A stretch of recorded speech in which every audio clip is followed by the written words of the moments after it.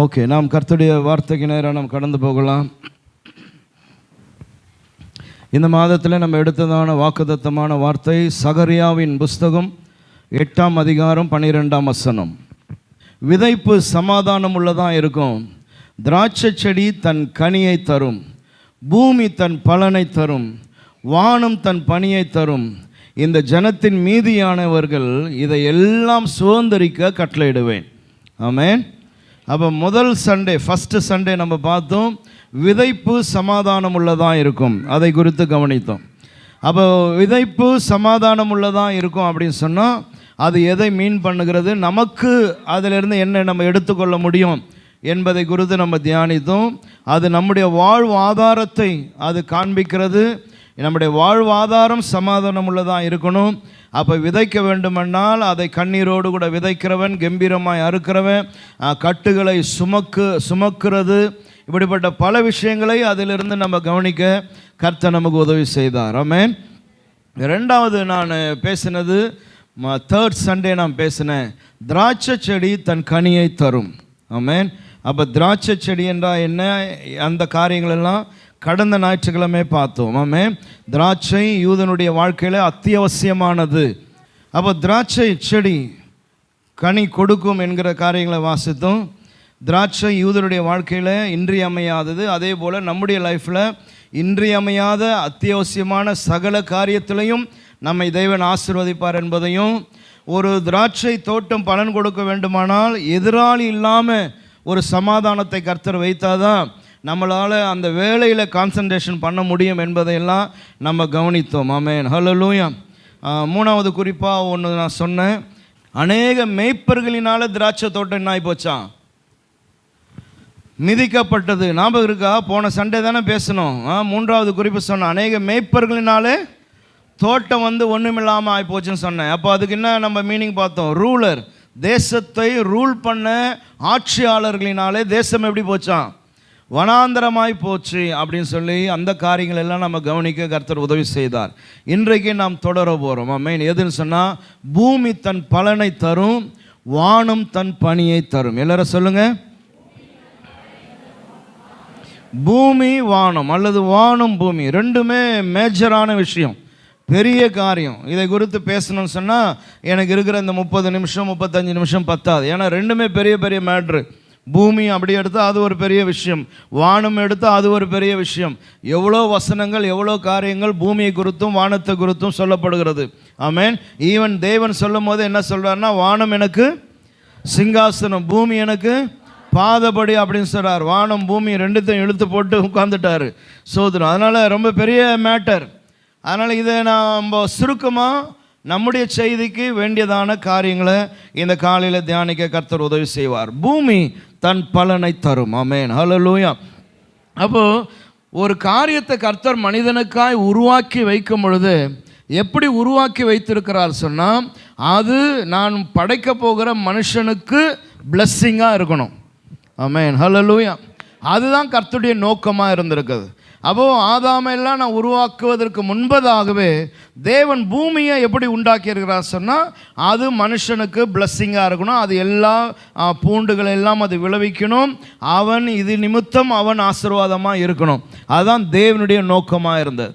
எனவே பூமி தன் பலனை தரும் என்று சொல்லி ரிட்டன் வந்ததான பாபிலோனிலிருந்து ரிட்டன் வந்திருக்கிற ஜனத்துக்கு ஆண்டவர் இந்த சகரியாவை கொண்டு கர்த்தர் பேசுகிறார். ஆமென். ஹல்லேலூயா.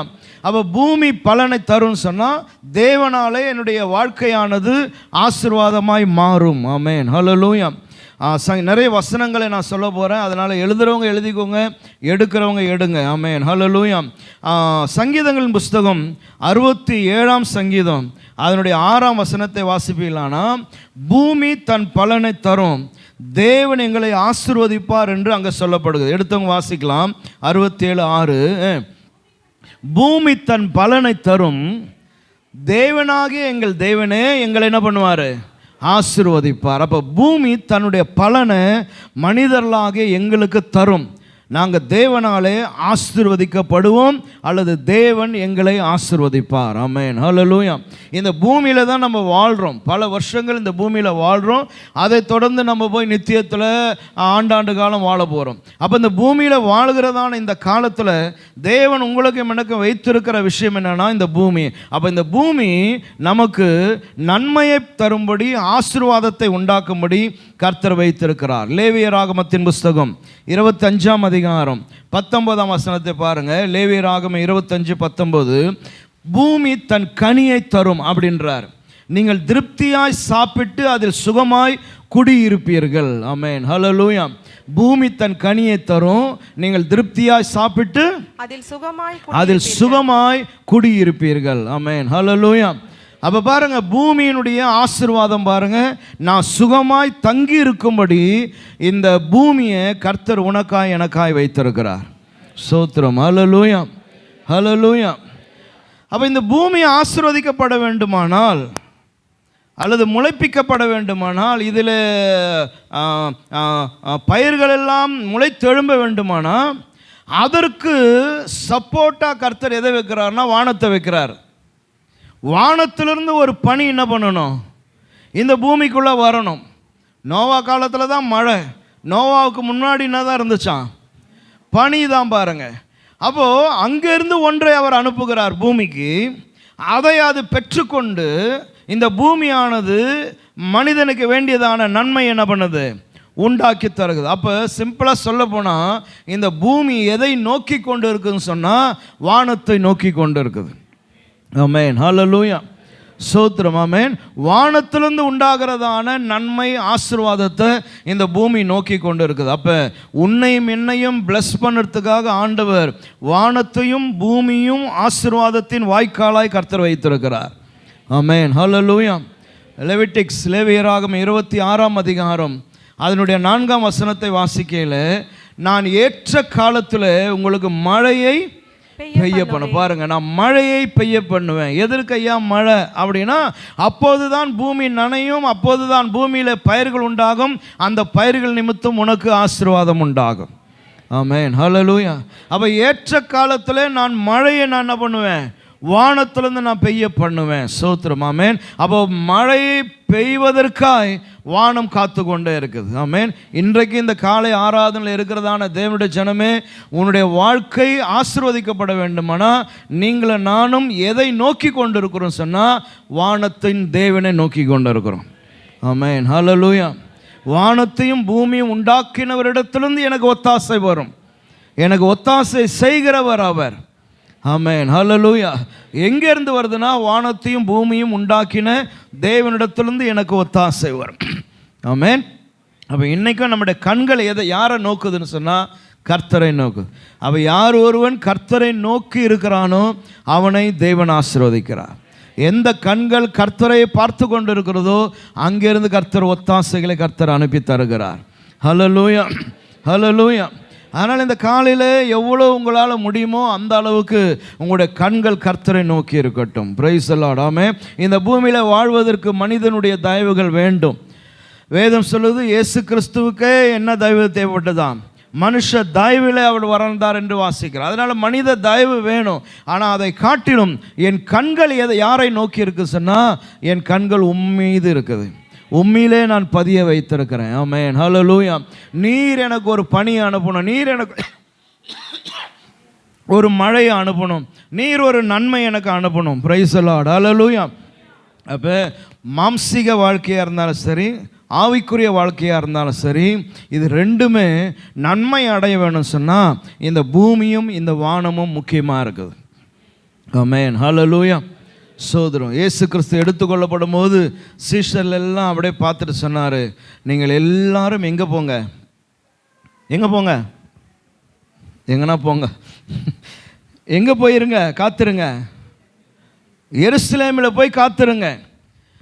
அப்போது ஒரு பூமிக்குரிய ஒரு இடத்த அவர் சொல்கிறார், ஜெருசலேமுக்கு போய் அங்கே காத்துருங்க, நான் போய் ஒரு தேற்றரவாளனை என்ன பண்ணுவேன், நான் அனுப்புவேன். பாருங்கள், அப்போ ஒரு பிளேஸை சொல்கிறார், பூமியில் இருக்கிற எருசலேம் என்கிறதான இடத்த சொல்லி போய் எருசலேமில் போய் காத்து நிறுங்க. ஆமென். அடுத்தது நான் போய் வானத்திலிருந்து நான் ஒருத்தர் என்ன பண்ணுவேன், நான் அனுப்புவேன். பாருங்கள், 10 நாள் காத்து கொண்டு இருந்தாங்க. 10வது நாளில் தேவன் அனுப்பினதான அந்த பனி, தேவன் அனுப்பினதான அந்த மழை, ஆமென், வந்து இறங்கினது. அது மகா பெரிய சத்தமும், ஆமென், பிரிந்திருக்கிற நாவுகளா, அக்கினி மயமான நாவுகளா, பிரைஸ் தி லார்ட், ஹல்லேலூயா, ஒரு பெரிய ஆன்மீக ஆசீர்வாதத்தை அந்த 120 பேருக்கும் தந்தது பாருங்க. ஆமென், ஹல்லேலூயா. அப்போ பூமி, place where we are living, இல்லையா, எங்கே கர்த்தர் வச்சிருக்கிறாரு, இது எல்லாம் ரொம்ப ரொம்ப முக்கியம். அங்கே வைத்து வானத்தின் நன்மையினாலே கர்த்தர் ஆசீர்வதிக்கிறார். பிரைஸ் தி லார்ட், ஹல்லேலூயா, சோதரம். அப்போ ஏற்ற காலத்தில் மழையை தருகிற கர்த்தர். நம்ம அவரை பார்த்து கொண்டு இருப்போமானா அவர் காரியங்களை வாய்க்க செய்வார். சில நேரங்களில் நம்ம என்ன நினைக்கிறோன்னா, பூமி சபிக்கப்பட்டு இருக்குதோ அப்படின்னு நினைக்கிறோம். ஏன்னா வேதத்துலேயும் அப்படி சொல்லி இருக்குது. ஆமென். அப்போ கவனிக்கணும் பாருங்கள், ஜெனிசிஸ், ஆதி ஆமத்தின் புஸ்தகம் 3ஆம் அதிகாரம் 17ஆம் வசனம். ஆதி ஆமம் 3ஆம் அதிகாரம் 17ஆம் வசனம். அங்கே பார்க்கும்பொழுது பாருங்க, பின்பு அவர் ஆதாமை நோக்கி, நீ உன் மனைவியின் வார்த்தைக்கு செவி கொடுத்து புசிக்க வேண்டாம் என்று நான் உனக்கு விலக்கின விருட்சத்தின் கனியை புசித்தபடியினாலே பூமி உன் நிமித்தம் சபிக்கப்பட்டு இருக்கும். இப்போ பூமி எப்படி ஆகுது, சபிக்கப்பட்ட ஒரு இடமா மாறுது. யார் நிமித்தம் சொன்னால் ஆதாமின் நிமித்தம்.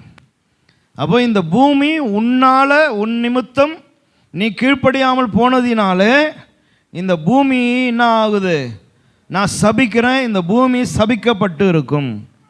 ஆமென், சோத்திரம். அப்படியே நீங்கள் கொஞ்சம் தாண்டி 5ஆம் அதிகாரத்துக்கு வந்தீங்கன்னு சொன்னால், 5ஆம் அதிகாரம் 29ஆம் வசனத்தில் 5:29 பாருங்க. கர்த்தர் சபித்த பூமியிலே, கர்த்தர் சபித்த பூமி, என்ன பூமி பாருங்க, பூமி எப்படி இருக்குது அன்னைக்கு. கர்த்தர் சபித்த பூமியிலே நமக்கு உண்டான வேலையிலும், நம்முடைய கைகளினால் பிரயாசத்தினாலும் இவன் நம்மை தேற்றுவான் என்று சொல்லி அவனுக்கு நோவா என்று பெயரிட்டான். அப்ப நோவா பிறக்கும் பொழுது பூமியினுடைய நிலைமை என்ன, தேவனால சபிக்கப்பட்டதான பூமி. எனவே அவனை பெற்றெடுக்கும் போது எப்படி சொல்றாங்கன்னா, கர்த்தர் சபித்த பூமியில இவன் நமக்கு எப்படி இருப்பான், ஒரு ஆறுதலா, ஒரு தேறுதலா இருப்பான் அப்படின்னு சொல்லி நோவா என்று சொல்லி பெயர் வச்சாங்களாம். ஆமென். அப்போ நோவா பிறக்கும் போது பூமி ஒரு ஆசீர்வதிக்கப்பட்ட பூமி இல்லை, பூமி ஒரு தேவனால சபிக்கப்பட்டதான பூமி. ஆனால் பாருங்க, இந்த சாபத்தை யெகோவா தேவன் அவர் அப்படியே அழகாக எடுத்தார். ஒரு அலையில சொல்லாமா, ஹல்லேலூயா, ஆமென். வசனத்தை பாருங்க, 9ஆம் அதிகாரம் 20ஆம் வசனம். ஆதியாகமம் 9:20. அதுக்கு முன்னாடி 8:20 படிங்க. 8:20-21. ஆதியாகமம் 8:20-21. அப்போது நோவா கர்த்தருக்கு ஒரு பலிபீடம் கட்டி சுத்தமான சகல மிருகங்களிலும் சுத்தமான சகல பறவைகளிலும் சிலவற்றை தெரிந்து கொண்டு அவைகளை பலிபீடத்தின் மேல் தகன பலியாக பலியிட்டான். சுகந்த வாசனையாக கர்த்தர் முகர்ந்தார். அப்போது கர்த்தர், இனி நான் மனுஷ நிமித்தம் பூமியை சபிப்பதில்லை. இனி நான் பூமியை என்ன பண்ணதில்லை, யார் நிமித்தம், மனுஷ நிமித்தம் நான் பூமியை சபிக்க மாட்டேன். அப்போ நோவா இருந்து பேழையிலிருந்து ரெயின் எல்லாம் முடிஞ்சு அரராத் மலையில் பேழை நின்று அவரை காண்டர் கீழே இறங்கி வந்ததுக்கு அப்புறமா அவன் ஒரு பலியை செலுத்தும் போது கர்த்தர் சொல்கிறார், இனி நான் மனுஷ நிமித்தமாக பூமி என்ன பண்ண மாட்டேன். அப்போது யார் சபித்தாரோ அவரே அந்த சாபத்தை என்ன பண்ணுறாரு, பூமியிலிருந்து எடுத்து போட்டார். ஆமென், ஹல்லேலூயா. அதனால் இன்னைக்கு பூமி சபிக்கப்பட்ட பூமி அல்ல, சாபத்தை தேவன் அன்றைக்கே பூமியிலிருந்து எடுத்து போட்டார். ஆமென், ஹல்லேலூயா. அதனால் இந்த பூமி சபிக்கப்பட்ட பூமி நம்ம நினச்சிடக்கூடாது. நீங்களும் நானும் வாழ்வதற்காய் நமக்காய் தேவன் உண்டாக்கி வைத்திருக்கிறதான பூமி. ஆமென், ஹல்லேலூயா. ஆண்டவர் அன்னைக்கு ஆதாமிட்ட சொன்னார், நீ கஷ்டப்பட்டு வேர்வை செஞ்சு வேலை செய்வ, அது சாபமாக சொன்னார். ஆனால் இன்றைக்கி வேலை செய்கிற நம்ம நினச்சிடக்கூடாது, ஐயோ இது சாபம்னு நினச்சிடக்கூடாது. இல்லை, அந்த சாபத்தை கர்த்தர் மாற்றினார். எனவே பூமி எனக்கு சபிக்கப்பட்ட பூமி அல்ல, உத்தியோகமும் வேலையும் எனக்கு சாபம் அல்ல. என்னுடைய கையின் பிரயாசத்தை நான் ஆசீர்வதிப்பேன். வேலை செய்யக்கூடியதான பலனை நான் உனக்கு தருவேன், சம்பாதிக்கக்கூடிய பலனை நான் தருவேன். அப்போ இவைகள் எல்லாம் நம்முடைய ஆசீர்வாதத்துக்காக தான் கர்த்தர் வைத்திருக்கிறாரே தவிர இது சாபத்துக்குரியது அல்ல. ஆமென், ஹல்லேலூயா, ஆமென், சோதரம். அதனால் நம்ம இருக்கிற இடங்கள், உங்கள் வீடு, கர்த்தர் உங்களுக்கு தந்திருக்கிற வாடகை வீடோ சொந்த வீடோ எதுவாக இருந்தாலும் நீங்கள் அதற்கு நன்றி செலுத்தி கர்த்தருக்கு துதிக்கணும். இந்த வீட்டுக்காய் உமக்கு நன்றி, எனக்கு தந்திருக்கிற இடத்துக்காய் சோதரம். ஆமென். என்னை ஆசீர்வதிக்க இந்த பூமியை நீர் வைத்திருக்கிறதற்காய் சோதரம், என்னை ஆசீர்வதிக்க வானத்தை வைத்திருக்கிறதுக்காய் சோதரம். ஆமென், ஹல்லேலூயா. அங்கேருந்து கர்த்தர் எனக்கு ஒத்தாசையை அனுப்பி தருகிற தெய்வனாக இருக்கிறார். ஆமென். யாக்கோபு நிருபகாரம் சொல்லும் போது வருகிற எல்லா நன்மையும் எங்கேருந்து தான் வருதான்? பரத்திலிருந்து தான் வருதான். ஆமென், ஹல்லேலூயா, சோதரம். ஓகே, ரெண்டாவது பூமியை பற்றி நிறைய பேசிக்கொண்டே போகலாம், ஏகப்பட்ட வசனங்கள் இருக்குது, நான் அதற்குள்ளே போகலை. ஆமென், சோதரம். பூமி எனக்கும் உனக்கும் ஒரு பிளஸ்ஸிங் பிளேஸாக கர்த்தர் வைத்திருக்கிறார். ஆமென். ரெண்டாவது பாருங்கள், வானம், வானம் தன் பணியை தரும். சோதரம், ஆமென், சோதரம். அதை குறித்து சில காரியங்களை சொல்லி நான் ஜெபிக்கிறேன். அப்போது இந்த டியூ, இந்த இந்த இந்த இந்த பனி எதற்கு அடையாளமாய் வேதத்தில் சொல்லப்படுது சொன்னால் பிளஸ்ஸிங்க்கு அடையாளமாய் சொல்லப்படுகிறது. பனி எதற்கு ஒப்பிடப்படுது சொன்னால் பிளஸ்ஸிங், ஆசீர்வாதம். ரெண்டாவது ரீஃப்ரெஷ், என்னை அது புத்துணர்ச்சி அடைய செய்யுது இந்த பனி. ஆமென், ஹல்லேலூயா. மூன்றாவது ப்ராஸ்பரிட்டி, ஒரு வளர்ச்சியை, ஒரு செழிப்பை அது காண்பிக்கிறது. ஆமென். அப்போ ஆதியிலேயே பார்க்குறோம், பூமியின் மேலே என்ன தான் வந்துச்சாம்? பனி வந்தபோது தான் புல் பூண்டுகள் எல்லாம் வளர ஆரம்பித்தது. ஆமென். அப்போ பனி எதை காண்பிக்குதுன்னா என் ஜீவியத்தில் உண்டாகிறதான வளர்ச்சி அது காட்டுது. போடுவர் அல்லேலூயா, ஹல்லேலூயா. நான் வளருவதற்கு அது ஏதுவாக இருக்குது. சோத்திரம், ஆமென். வறண்டு இருக்கிறதான ஃப்ளோரை அது என்ன பண்ணுது? ஈரமாக்குது. ஆமென். வறட்சியை மாற்றுகிறது. வாழ்க்கையில் இருக்கிறதான வறட்சியை, காய்ந்து போயிருக்கிற நிலைமை, வெறுமையாக இருக்கிற நிலைமையை மாற்றக்கூடியதான கிருபை எதற்குன்னு சொன்னால் தேவன் எனக்காய் மேலிருந்து அனுப்புகிற நன்மைக்குள்ளே கர்த்தர் வைத்திருக்கிறார். ஆமென், ஹல்லேலூயா, ஹல்லேலூயா. அப்போ வறண்டு கிடந்தாலும் சோத்திரம், அது வனாந்திரமாக இருந்தாலும் அது எப்படி மாறுமா? காடாய் மாறும். அதிலே ஆறுகள் உண்டாகும், நீரூற்றுகள் உண்டாகும். இதெல்லாம் தான் வாக்குத்தத்தம்.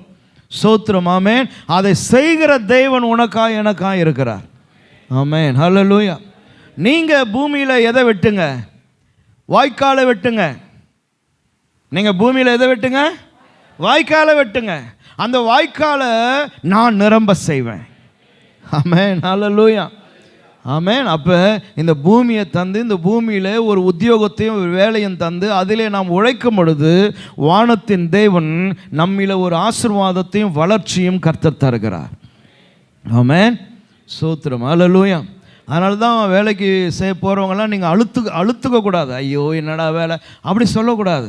சோத்திரம். ஆண்டவரே இந்த வேலை செய்ய கிருபை தாரும், ஞானத்தை தாரும், உடல் பலனை தாரும், மென்டல் ஸ்ட்ரென்த்தை தாரும், எல்லாத்தையும் சமாளிக்க எனக்கு உதவி செய்யுங்க. ஆமென், ஹல்லேலூயா. நான் கால்வாயை வெட்டுறேன், நீர் என்ன பண்ணுங்க? அதை நிரப்புங்க. பனி போல உன் கண்ணுக்கு தெரியாத ஆசீர்வாதங்களை கர்த்தர் தந்து உன்னை இந்த பூமியில் வளர செய்கிறதான கர்த்தர் அவர். ஆமென், ஹல்லேலூயா, சோத்திரம். அப்போது ஆதியாமத்தின் புஸ்தகம் 27ஆம் அதிகாரத்தில் ஜெனிசிஸ் சாப்டர் 27 verse 28, ஏசா யாக்கோபை ஆசீர்வதிக்கும் பொழுது அவர் இப்படியா சொல்றார். என்ன சொல்றாரு? படிமா. தேவன் உனக்கு வானத்து பனியையும், தேவன் உனக்கு வானத்து பனியையும். சோத்திரம், ஆமென். எப்படி? நாங்கள் வானத்தில் வேற ஒன்றுமே இல்லையா ஆண்டவரை, எனக்குன்னு கொடுக்கறதுக்கு எதுவும் இல்லையா வானத்தில்னா ஆண்டவர் சொல்றார் வானத்தின் பனி. சோதரம், நமக்கு மேபி பனின்னு படிக்கும் போது அது ஒரு சிம்பிளான விஷயமா இருக்கலாம். ஆனால் பாரு, தகப்பன் மகனை ஆசீர்வாதிகமாக சொல்கிறாரு, தேவன் உனக்கு வானத்து பனியையும் பூமியின் கொழுமையும் கொடுத்து மிகுந்த தானியத்தையும் திராட்சை ரசத்தையும் தந்தருள்வாராக. பாருங்க எப்படி பிளஸ்ஸிங்னா, வானத்தையும் பூமியும் மெயின் பண்ணி தான், அதை ஆதாரமாக வச்சு தான் அப்பா மகனை ஆசீர்வதிக்கிறார். சோத்திரம், அல்லேலூயா. இப்படியெல்லாம் இப்போ நம்ம பிள்ளைகள் ஆசீர்வதிச்சு இருக்கும்போதே கழுத்தை பிடிச்சி கொண்டுடுவான். என்னையா நம்ம வானம் பூமி பனின்னுங்கிற, எங்கே லேண்டு வச்சுக்கிற, எங்கே என்ன வச்சுக்கிற, பேங்க்கில் எவ்வளோ வச்சுக்கிற, அதை பற்றி சொல்லியானா வானம் பனின்னு உட்காந்துக்கிற. ஆனால் ஏசா சொல்கிறாரு பனி அண்ட் தென் பூமி. சோத்திரம், இந்த ஆசீர்வாதங்களினாலே கர்த்தர் உன்னை ஆசீர்வதிப்பார். அப்போ இந்த ரெண்டு எவ்வளோ முக்கியம்னு பாருங்க. ஆமென், ஹல்லேலூயா. அதனால் இன்றைக்கி நம்ம விளங்கி கொள்ளணும், புரிந்து கொள்ளணும். தெய்வீக நன்மைகள், தெய்வீக ஆசீர்வாதங்க, sometime we feel it's very very simple. But அந்த சிம்பிளான விஷயங்க தான் கொஞ்சம் கொஞ்சமாக குரோத்தை உண்டாக்கி கொண்டே இருக்கும். ஆமென். இஸ்ரவேல் ஜனங்களுடைய வாழ்க்கையில் பாருங்கள், அவங்களுக்கு மன்னா ரொம்ப சிம்பிளாக தெரிஞ்சிச்சு இல்லையா? இது தானே, இது என்ன கொத்தமல்லி மாதிரி இருக்குதே, இது என்னது இது? நாங்கள் அங்கே இருந்திருந்தா, எகிப்தில் இருந்திருந்தா சும்மா செம்மையாக சாப்பிட்டு இருப்போமே. ஆமென், ஹல்லேலூயா. என்ன சாப்பிட்டாங்கன்னு தெரில சோதரம். அதனால் அவனுக்கு இன்னும் அந்த சாப்பாடை நினச்சான்னா இது அவனுக்கு ரொம்ப மோசமாக தெரியுது. இவர்களெல்லாம் அங்கே அடிமைகளாக தான் வாழ்ந்தாங்க, சுயாதீனர்களாக கூட வாழல. ஆனால் அடிமையாய் வாழ்ந்து சாப்பிட்ட அந்த சாப்பாடே ரொம்ப மேன்மைக்குரியதாக தெரியுது பாருங்க. சோத்திரம், ஆமென். அப்போது மன்னா ரொம்ப சிம்பிளாக தெரியுது. பல நேரங்களில் நமக்கு தேவன் தருகிற வசனமும் வாக்குத்தத்தங்களும் தெய்வீக நன்மைகள் எல்லாம் நமக்கு ஒரு பெருசாக பிரமாதமாக கண்ணுக்கு தெரிய மாட்டேங்குது. ஆனால் கண்ணுக்கு தெரியாத, நம்முடைய மனதுக்கு பெருசாக தோணாத விஷயங்களை வைத்து தான் கர்த்தர் உன்னை மென்ன நடத்தி கொண்டே வருகிறார். சோத்திரம், ஆமென். அதனால் இன்றைக்கி நம்ம ஒவ்வொன்றையும் நல்லா பார்க்க, கவனிக்க நம்முடைய கண்களை கர்த்தர் திறக்கணும். சோத்திரம், ஆமென், ஹல்லேலூயா. அதனால் அழுது கொண்டு என் பிள்ளை சாவ போகுதுன்னு சொல்லி அம்பு எறிகிற தூரத்துக்கு போயிட்டாலும் கர்த்தர் அவருடைய கண்ணை திறந்துட்டு, என்ன ஆகாரே, இந்த வனாந்திரத்தில் தண்ணி இல்லை நீ நினச்சிட்டியா? இந்த பூமியிலிருந்து ஒரு தண்ணீரை உன் குழந்தைக்கு என்னால் கொடுக்க முடியாதுன்னு என்ன அவ்வளோ நீ இதுவாக நினச்சிட்டியா? நான் ஒரு நீர் ஊற்றையே என்ன பண்ணுவேன், உண்டாக்க முடியும் எனக்கு. சோத்திரம், ஆமென் என்று ஆகாருடைய கண்ணை திறந்தார் பாருங்க. ஒரு நீர் ஊற்ற அவ கண்டுபிடிச்சா. சோத்திரம், ஆமென், ஹல்லேலூயா, ஆமென். சோத்திரம், அதுதான் தெய்வன். நீங்கள் 133 சங்கீதம் 2-3 வசனங்களை வாசித்தீங்கன்னு சொன்னால் ஓவர்ஃப்ளோயிங் பிளஸ்ஸிங்கை குறித்து சொல்கிறார். வழிந்தோடுகிற ஆசீர்வாதங்களை குறித்து வாசிக்கிறாங்க. என்னென்னா நல்ல ஒரு சங்கீதம் அது. இதோ சகோதரர்கள் ஒருமித்து வாசம் பண்ணுவது எத்தனை நன்மையும் எத்தனை இன்பமானது. அது ஆரோனுடைய சிரசின் மேல் ஊற்றப்பட்டு அவனுடைய தாடியின் வடிகிறது. அவனுடைய அங்கிகளின் மேல் இறங்குருதமான நல்ல தைலத்துக்கும் எர்மன் மேலும் சீயோன் பர்வதங்களின் மேலும் இறங்கும் பனிக்கு ஒப்பா இருக்கிறது. மலையின் மேல இறங்குற பனிக்கு ஒப்பா இருக்குதான். எதுன்னு சொன்னா ஆசாரின் தலையிலிருந்து வழிந்தோடுகிறதான எண்ணெய். அந்த எண்ணெய் எதுக்கு ஒப்பா இருக்கு சொன்னா சகோதரர்கள் ஒருமித்து வாசம் பண்ணுவது. ஆமென், ஹல்லேலூயா.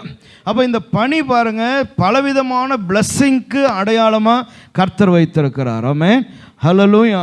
அப்போ இந்த காலை ஆராதனையில் நீங்களும் நானும் விளங்கி கொள்ள வேண்டியதான ஒன்று, பூமி சபிக்கப்பட்டதல்ல. இந்த பூமி வேற யாருக்காச்சும் அது சாபிக்கப்பட்டதான இருக்கலாம், ஆனால் உனக்கும் எனக்கும் சபிக்கப்பட்டதல்ல. சபித்தவர் சாபத்தை மாற்றினார். ஆமென், ஹல்லேலூயா.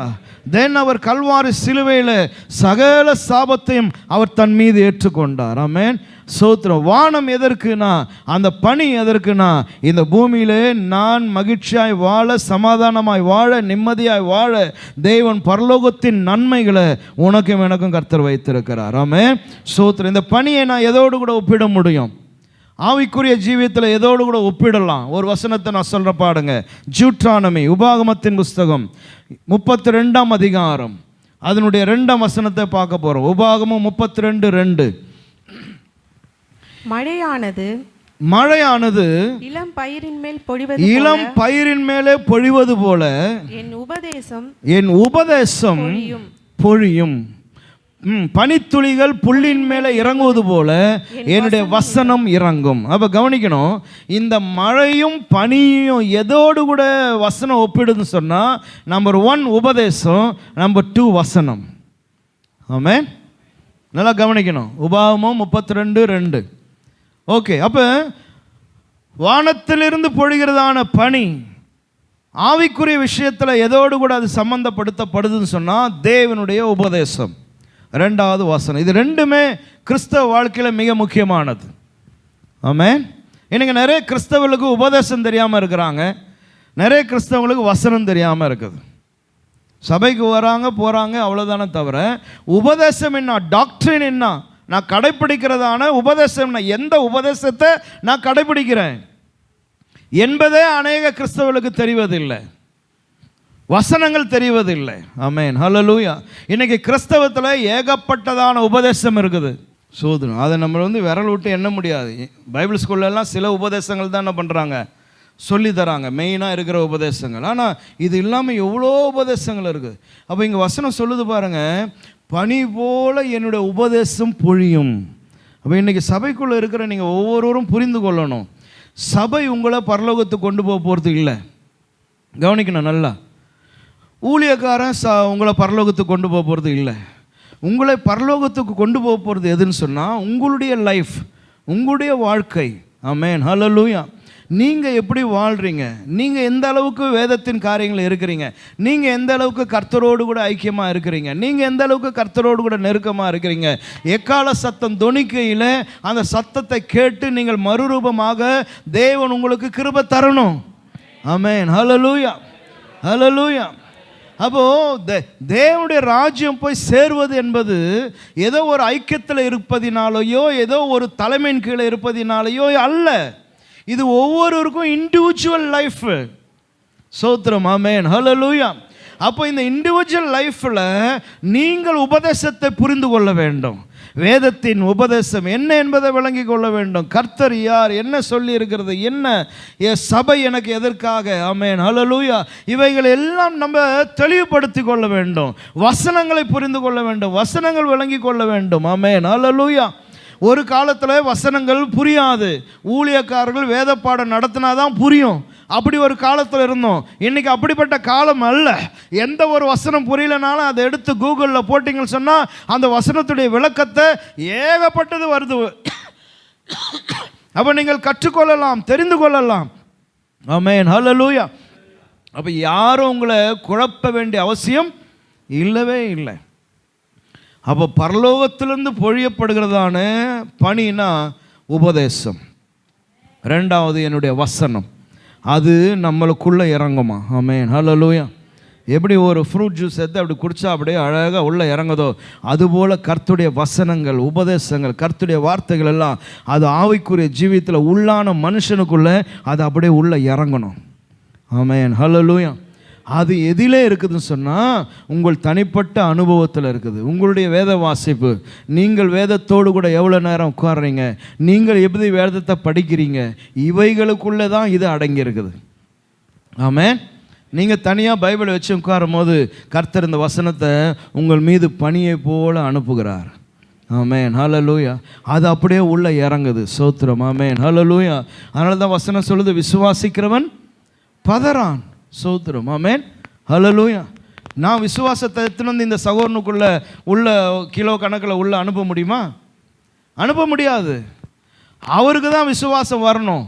அதை வேதத்தை வாசிக்கும் போது, தேவனோடு உட்காரும் பொழுது. ஆமென், சோத்திரம், ஹல்லேலூயா. அப்போ முதல் காரியம் பாருங்கள், இந்த இந்த இந்த இந்த இந்த பணியானது உபதேசத்துக்கும் தெய்வ வசனத்துக்கும் சம்பந்தப்படுது. அடுத்தது 2வது நம்ம வாசித்தோம் 133ஆம் சங்கீதத்தில்.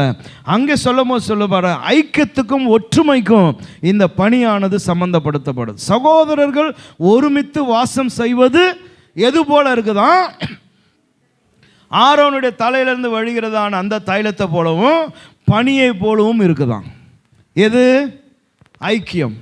சகோதரர்கள் ஒருமித்து வாசம் பண்ணுவது. எல்லாரும் சொல்லுங்க, ஹல்லேலூயா, ஆமென், சோத்திரம். அப்போ கவனிக்கணும்.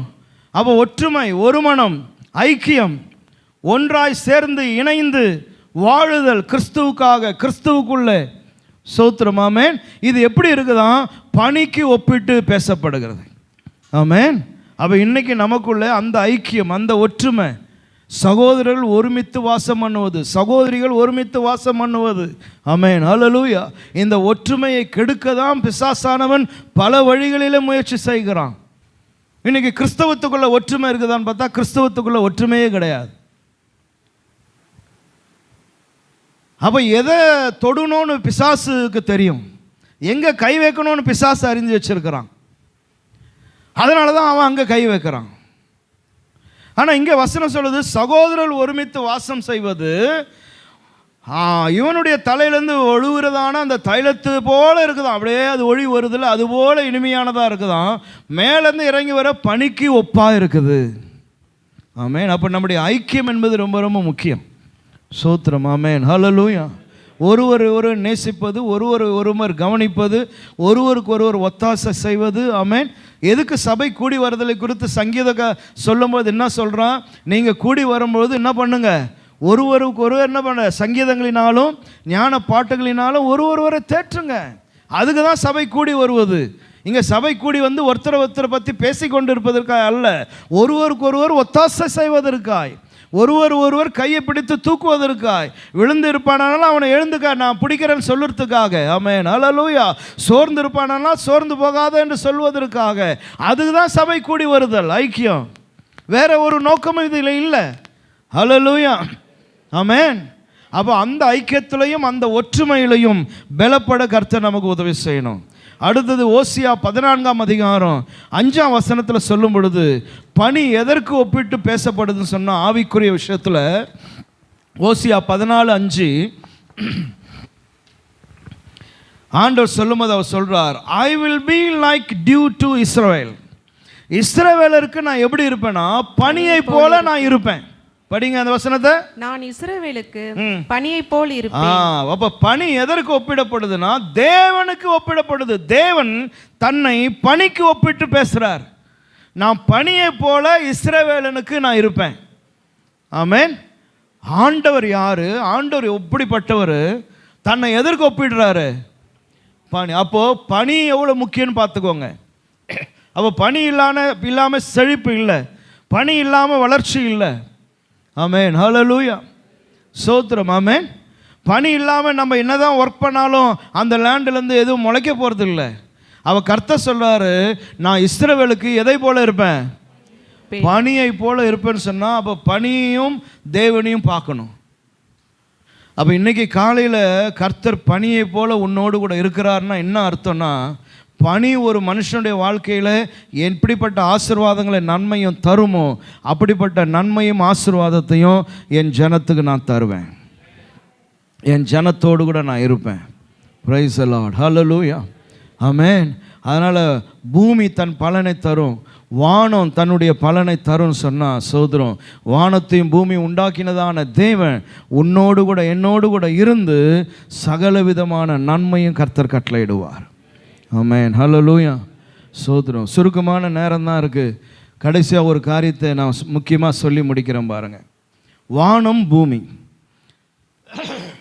பூமி தன் பலனை தரும், வானம் தன் பலனை தரும்.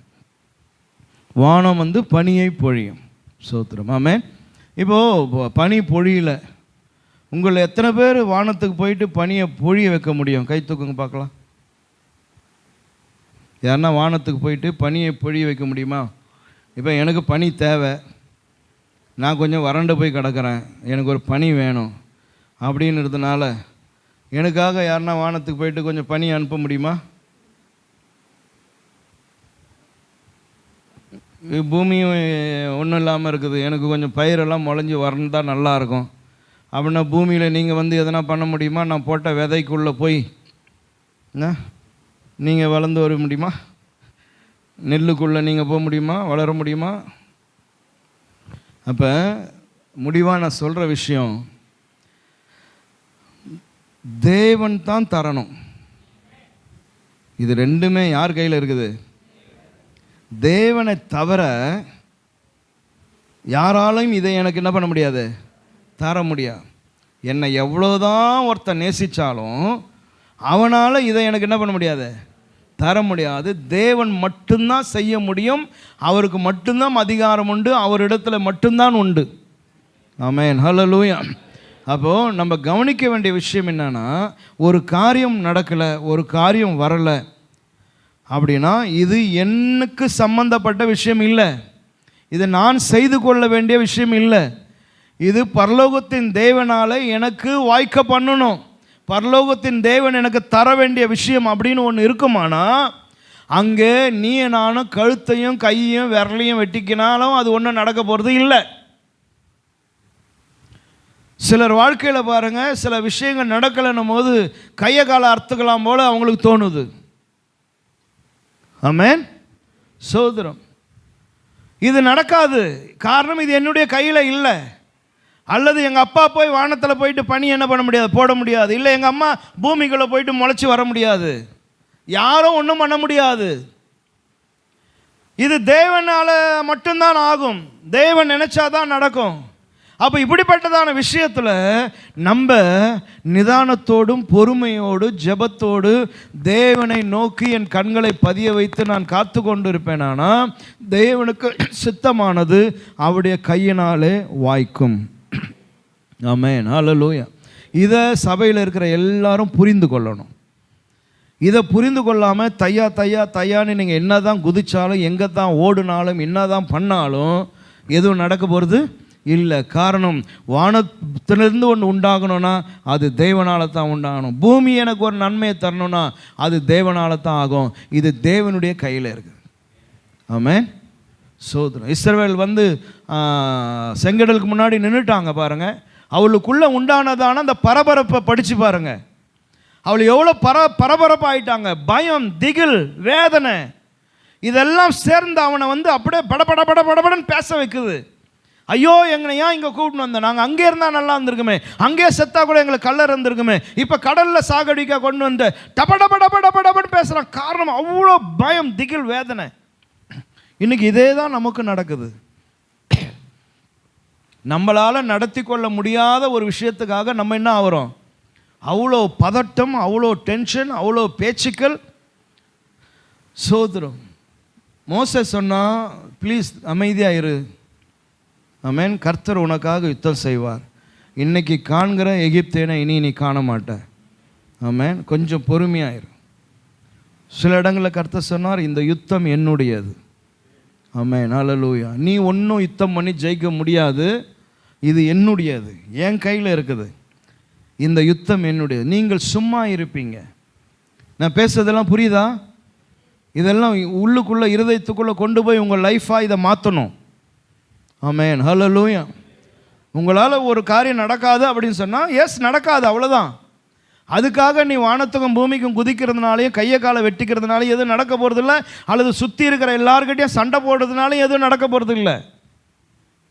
இது தேவன் தான் செய்யணும். ஆமென். யோர்தான் கரை புரண்டு ஓடுது, நான் என்ன பண்ண முடியும்? அது கரை புரண்டு ஓடுது, நான் என்ன செய்யறது? ஆமென், சோத்திரம். அதனால் பல விஷயங்கள் அவன் சைன் பண்ணிட்டான், அவ்வளோதான். எங்கே கொண்டு போய் என்ன போட போகிறான்? சிங்க கெபிக்குள்ளே போடுறதுக்கு அவன் சைன் பண்ணியாச்சு, அவ்வளோதான். இனி ஒன்றும் நடக்க போகிறது இல்லை.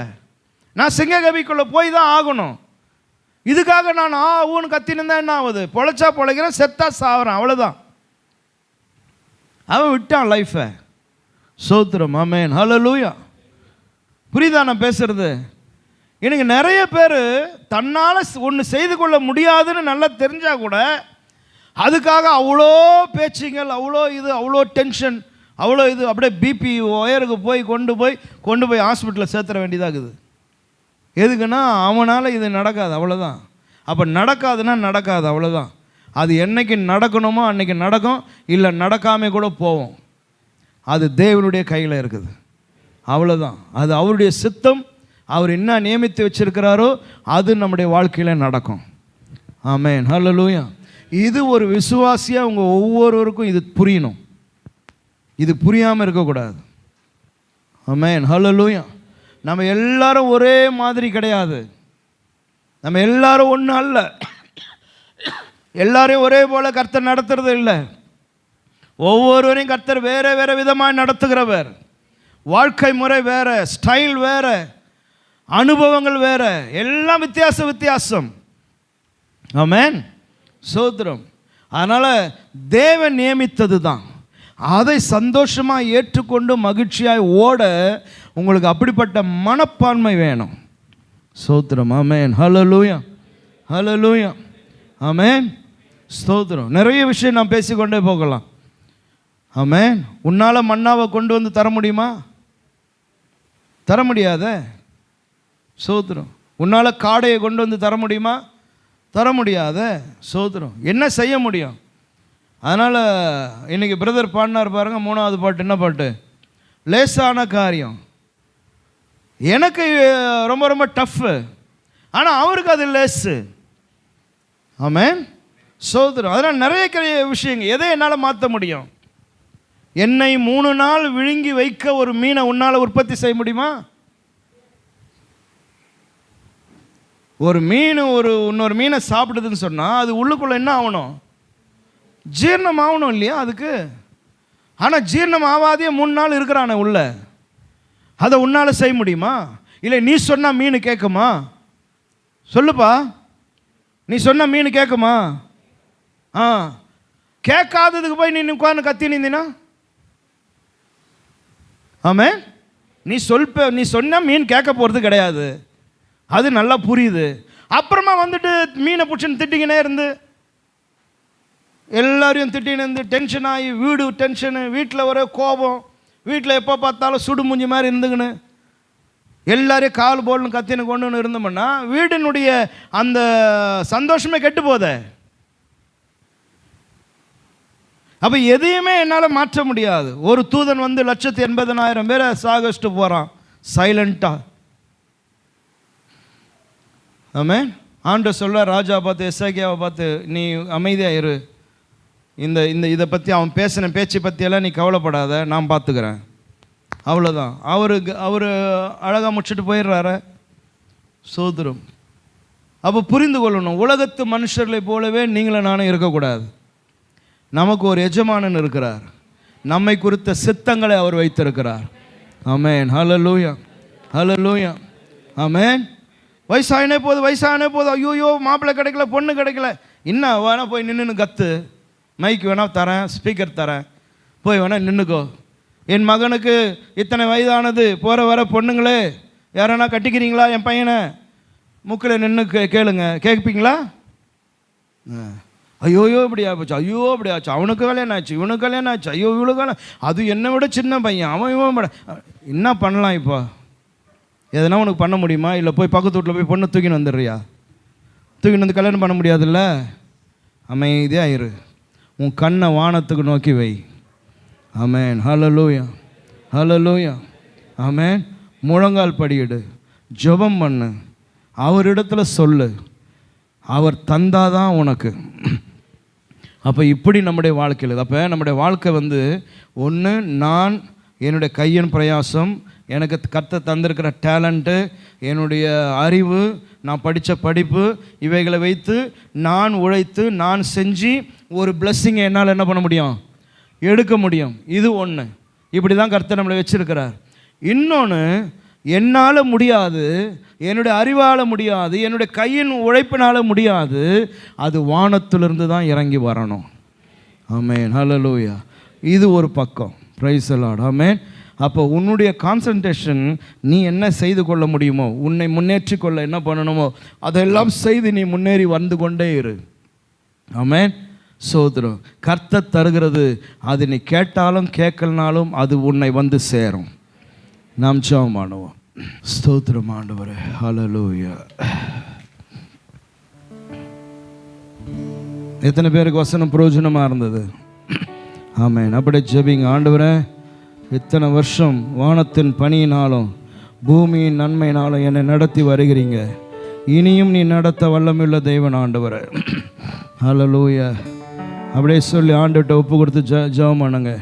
வானமும் பூமியும் படைத்து வல்ல தேவனிடம் இருந்தே, வானமும் பூமியும் படைத்து எண்ணுக்கடங்கா நன்மைகள் வருமே, என் கண்கள் ஏறெடுப்பேன்.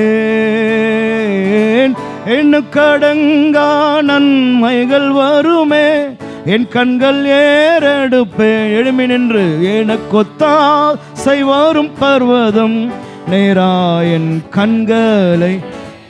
எல்லாம் கைகளை தட்டி பாடலாமா? ஆசை வரும் பர்வதம் நேராயன் கண்களை ஏறெடுப்பேன். வானம் பூமி, வானமும் பூமியும்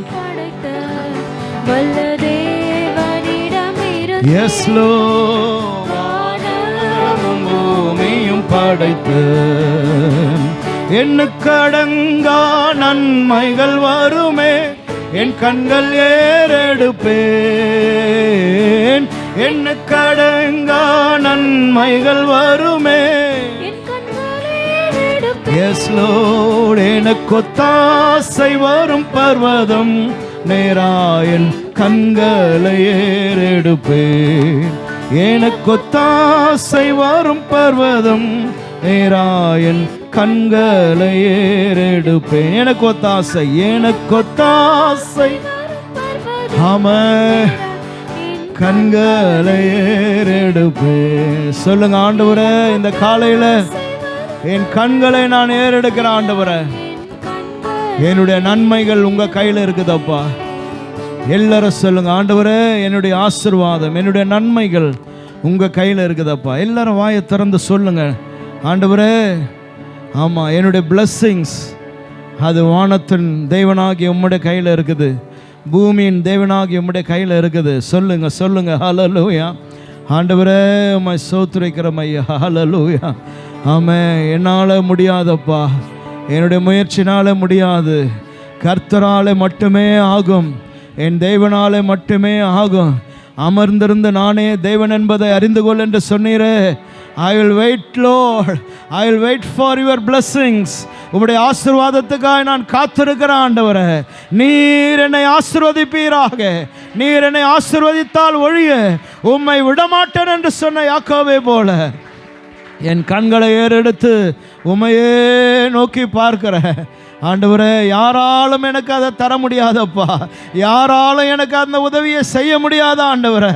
நீர் நினைத்தால் மட்டுமே ஆகும். ஹல்லேலூயா கபலம ஷக்கரா. ஆவியானவரே, இந்த காலை ஆராதனையில் நின்று கொண்டு இருக்கிற எங்களை எல்லாம் உம்முடைய கண்கள் நோக்கி பார்க்கிறதற்கு ஸ்தோத்திரம் ஐயா. ஆண்டவரே, நீர் எங்களுக்கு தந்த பலன் ஞானம் ஆண்டவரே, இவைகளை வைத்து நாங்கள் இந்த பூமியில் நாங்கள் வாழுகிறோம். எங்கள் கையின் பிரயாசத்தை நீங்கள் ஆசீர்வதிக்கிறீங்க, எங்கள் ஓட்டத்தை நன்மையாக மாற்றுகிறீங்க, எங்கள் அலைச்சலை எங்களுக்கு ஆசீர்வதிக்கிறீங்கப்பா. அதற்காக எமக்கு நன்றி. இதை தாண்டி பல விஷயங்களை எங்களால் செய்து கொள்ள முடியாத ஆண்டவரை, நாங்கள் உண்மையே சார்ந்திருக்கிறோம், நாங்கள் உண்மையே நம்பி இருக்கிறோம். என் கர்த்தரால் ஆகும் என்று நம்பி இருக்கிறோம் ஐயா. ஹல்லேலூயா ஹல்லேலூயா. எனக்கா இந்த செங்கடலை யார் பிளக்க முடியும் ஐயா? இந்த எரிகோ மதிலை யாரால் உடைக்க முடியும் ஆண்டவரை? யாரால் இந்த யோர்தானை கடக்க முடியும் ஆண்டவரை? ஐயா, இந்த வனாந்திரத்தில் யார் எனக்கு போஷிப்பை தர முடியும்? இந்த கசப்பான தண்ணீரை என்னால் இனிப்பாய் மாற்ற முடியாத ஆண்டவரை. ஐயா, இந்த கல்லிலிருந்து இந்த கண்மலையிலிருந்து ஒரு தண்ணீரை எனக்கு உண்டாக்கி கொள்ள முடியாத ஆண்டவரை. ஐயா, ஹல்லேலூயா. ஆமென் ஆண்டவரே.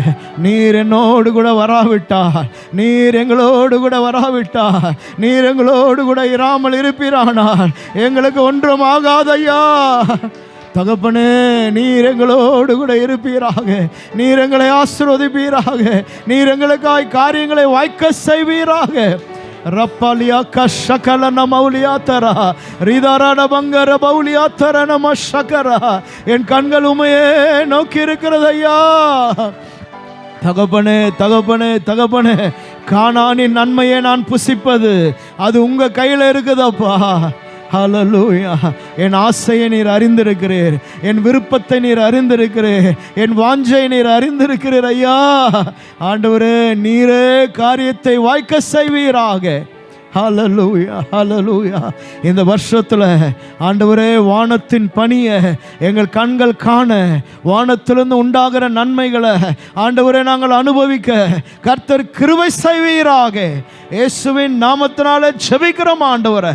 இந்த வருஷத்தில் ஆண்டவரே நீர் தருகிறதான நன்மைகளை எங்கள் கைகளிலே நாங்கள் பெற்றுக்கொள்ள கர்த்தர் கிருபை தரும்படியாய் ஜெபிக்கிறோம். நம்முடைய கரத்தில் ஒப்பு கொடுக்கிறோம். வந்த ஒவ்வொருவரையும் சமாதானத்தோடு ஆசீர்வாதத்தோடு கூட நீர் அனுப்புவீராக. உடைய கிருபை கூட இருக்கட்டும் ஐயா. இயேசு கிறிஸ்துவின் மூலம் வேண்டிக் கொள்கிறோம் எங்கள் நல்ல பிதாவே. என் ஆத்துமாவே கர்த்தரை ஸ்தோத்திரி, என் முழுமே அவருடைய பரிசுத்த நாமத்தை ஸ்தோத்திரி. என் ஆத்துமாவே கர்த்தரை ஸ்தோத்திரி, அவர் செய்த சகல உபகாரங்களையும் மறவார். கர்த்தராகிய இயேசு கிறிஸ்துவின் கிருபையும் பிதாவுடைய அன்பும் பரிசுத்த ஆவியானுடைய ஐக்கியமும் இப்போதும் எப்போதும் கர்த்தருடைய வருகை நாள் வரை நம் அனைவரோடு கூட இருப்பதாக. ஆமென். ஹல்லேலூயா.